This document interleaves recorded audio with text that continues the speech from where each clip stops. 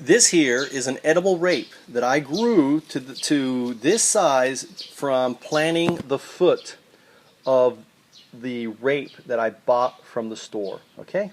So what am I going to do with this rape now?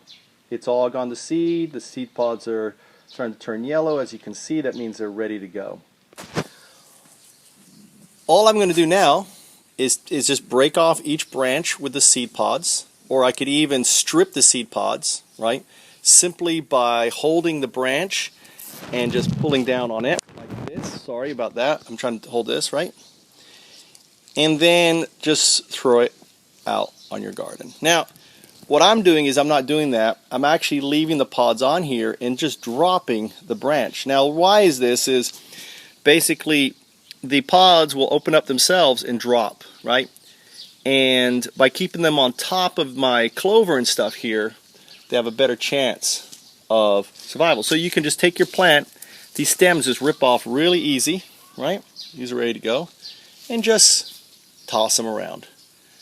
Now I'm going to have basically this fall, all this is going to pretty much cut down, die down, and then these pods are going to open up, and I'm going to have from one plant that I bought in the grocery store, I'm going to have rape growing all over this garden next year. Watch me show you. And there's some more. See some more of it there?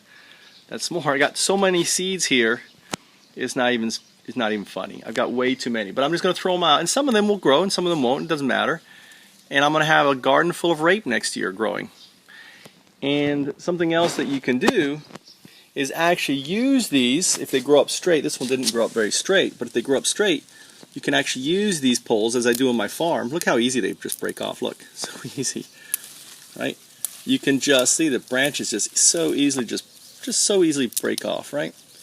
You can use this pole here, right, as you know, as a support, like some people use sunflowers for your tomatoes, right?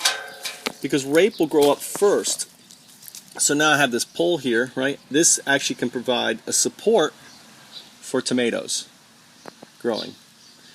And that way you can plant the tomatoes around the rape, okay? And then use the rape to support the tomatoes so you don't have to come and find bamboo and support them like that. Thanks. My name is Michael Trout. I'm a permaculture gardener. Permaculture is a new, it's 40 years old, but basically permaculture has some precepts, some fundamental ideas which go as follows. Save the planet, help its living creatures, and share the knowledge in the surplus.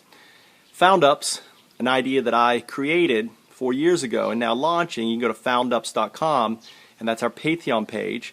Patreon is kind of like an ongoing Kickstarter to launch your creations, and FoundUp is my creation, so I would like your support in launching FoundUps. FoundUps are ideas for saving the planet.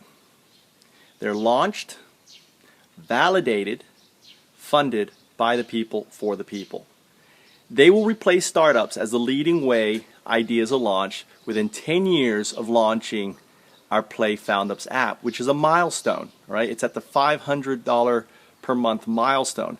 I will take that $500 and I will be placing it in hiring coders, developers to actually code out the app, which will be just for launching FoundUps.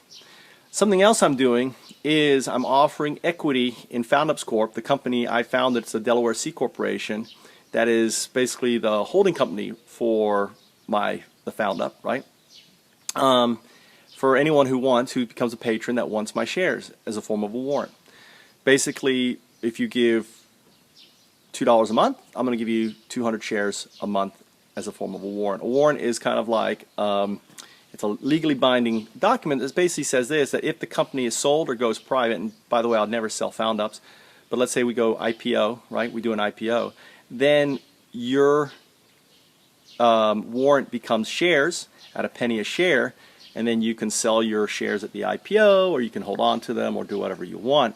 To give you an idea what this would translate to, if Google had been a FoundUp, not a startup, in 1996, and let's say you own just 100 shares at a penny a share of Google back then, right? After 30 iterations or dilutions, because this equity, this warrant I'm giving you is non-dilutable to 10,000 shares, right?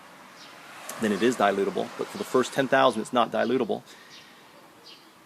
Those 100 shares would have returned $1.6 million, right? So that $1 investment would have returned $1.6 million. Now there's a caveat that says that you must spend 80% of any of your net profits launching more found ups. What that does is all of a sudden it allows you to become like an accredited investor, launching found ups anywhere in the world. They could be in your neighborhood, it could be whatever it is. So I invite you to go to foundups.com, become an early adapter, become a patron or a stakeholder. That's a patron that can choose any time to become a stakeholder. You don't have to. There's no choice. It's a default. So if you want to be a stakeholder, fine. If you don't, you don't. You have to do anything, but it's there as an option.